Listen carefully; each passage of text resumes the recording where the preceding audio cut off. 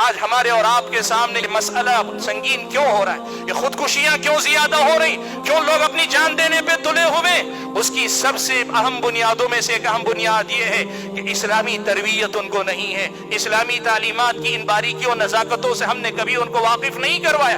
اس کے بجائے یہ ٹی وی، یہ سیریل، یہ فلم، یہ مختلف قسم کے چینلز اور یہاں آنے والی خبریں، اور ساتھ میں یہاں غیر مسلموں کی ایک بڑی تعداد جو ہر چھوٹے مسئلے پہ خودکشی کرنے پہ آمدہ ہوتے ہیں۔ ہماری نوجوان نسل کے دل و دماغ کی تربیت اسلامی تعلیمات سے کم ہو رہی ہے، ان سیریلوں سے یا اس سماج سے ہو رہی ہے۔ نتیجہ کیا ہے؟ جس سماج میں خودکشی ایک فیشن بن جائے، وہاں ہر چھوٹی بڑی بات پہ ایک لڑکی سوچتی میں خودکشی کر لوں گی، اور بہت ساری خواتین یہ سمجھتی ہیں میں جب تک رہوں گی میری وجہ سے دوسروں کو تکلیف ہے، اس لیے میں دوسروں کو تکلیف دینے سے بچانے کے لیے خودکشی کر رہی ہوں۔ میں اپنے باپ کو اور ستا نہیں سکتی، میں اپنی ماں کو اور پریشان نہیں کر سکتی، میں اپنے خاندان کے لوگوں کو اور پریشان نہیں کر سکتی، میں ختم ہو جاؤں گی، مسئلہ ختم ہو جائے گا۔ نہیں، اگر یہ دنیا صرف یہیں تک دنیا ہوتی، تمہاری سوچ کی بھی کوئی گنجائش نکل سکتی تھی، لیکن تم جانتے ہو، تم جانتی ہو، تم سمجھتے ہو، تم سمجھتی ہو، تم نے پڑھا ہے، تم نے ان چیزوں کو جانا ہے، اور تمہیں جاننا پڑے گا اگر مسلمان ہیں کہ اس دنیا کے اندر ہم اپنے لیے بھی آزمائش ہیں، ہم پرایوں کے لیے بھی آزمائش ہیں، اور یہاں آزمائش میں ہر آزمائش کے بعد آدمی کامیابی سے نزدیک ہوتا ہے، ہر آزمائش کے بعد اللہ سے اور قریبی ہوتا ہے۔ میں عائشہ صدیقہ رضی اللہ تعالیٰ عنہا نے بیان فرمایا،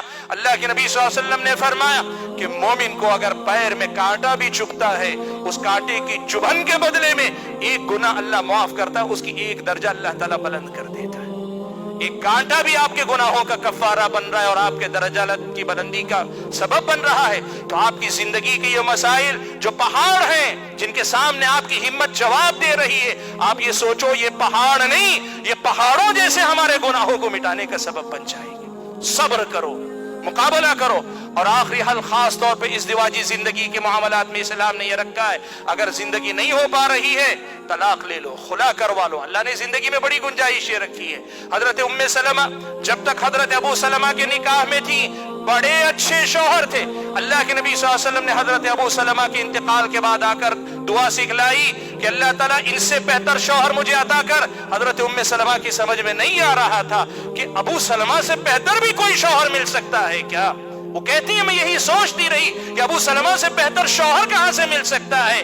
چلی دن گزرے تھے کہ اللہ کے نبی کا پیغام خود آیا، اللہ کے نبی نے ان سے نکاح کیا۔ حضرت ام سلمہ کرتی، تب جا کے سمجھ میں آیا کہ اللہ کے نبی کے جیسا بہتر انسان بھی مل سکتا۔ اس لیے یہ بات یاد رکھنا، زندگی میں کبھی کوئی انسان آخری نہیں ہوتا ہے، نہ کوئی بیوی آخری ہے، نہ کوئی شوہر آخری ہے، اور اکثر ایسا ہوتا ہے زندگی کے ایسے تلخ تجربات کے بعد اللہ تعالیٰ کامیاب زندگی دیتا، اس لیے کبھی ہمت اور حوصلہ نہ ہارنا۔